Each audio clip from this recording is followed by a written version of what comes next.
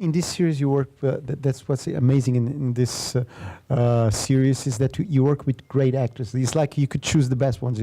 You chose Kate Winslet, Charlene. It's one of the best of the new generation. Can you talk also about this luxury, this privilege of working with those names? Yeah, I've worked with. There's a phenomenon amongst older, especially male actors, where you have the feeling that they don't really want to do it anymore, but they're still there because they get paid and they like to be a star. And it's a little draining because you have to really push that cart up the hill every day. And what was fabulous about this film is that I got to work with people who really wanted to be there, who had not sort of learned all the kind of bad habits that people pick up in a career. And they were exceptionally enthusiastic, and they were willing to try things. And it was a great privilege for me to do that. It makes my day go a lot better than the other version.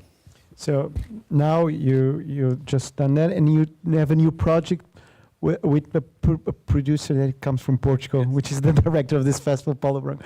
Can you talk a little bit about this project? It's not a Hollywood film.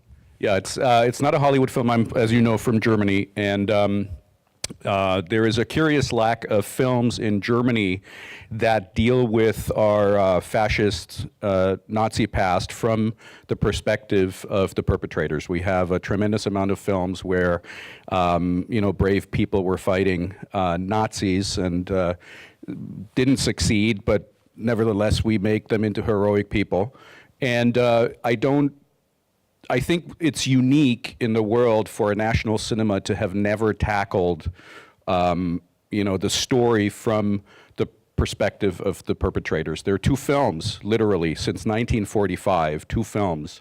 And if you look at countries such as France, you have La Comme Lucien by Louis Malle. You have certainly in Czech cinema, in Polish cinema, in Japanese cinema, the attempt to really come to terms with who did what and why. And so I was looking for a story that would enable me to talk about that and not make a movie about the first row of perpetrators, but to make a movie about the fourth or fifth row of perpetrators, the people who sometimes came from the criminal spectrum, who were opportunists, people who weren't making the decisions, but because fascism is always a dynamic system, interpreted certain opportunities to their advantage.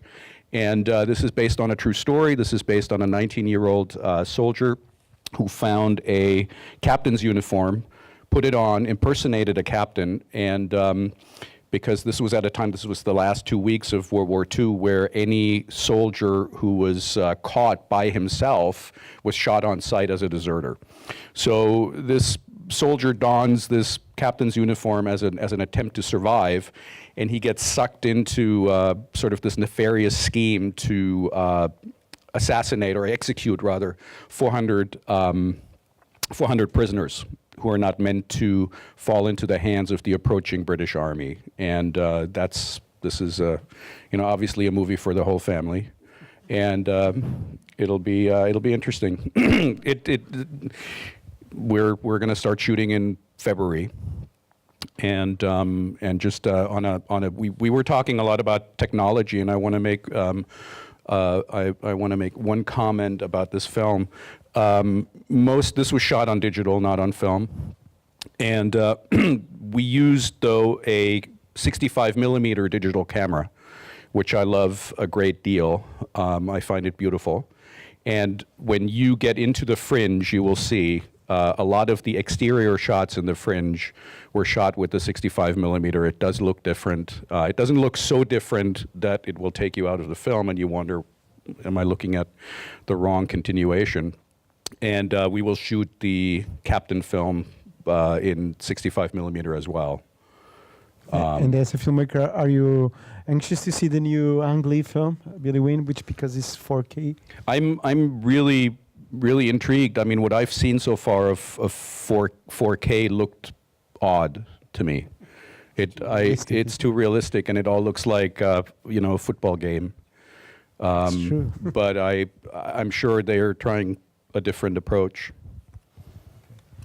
Convido-vos a ver o filme e obrigado ao Robert. Thank you so much for coming. Okay.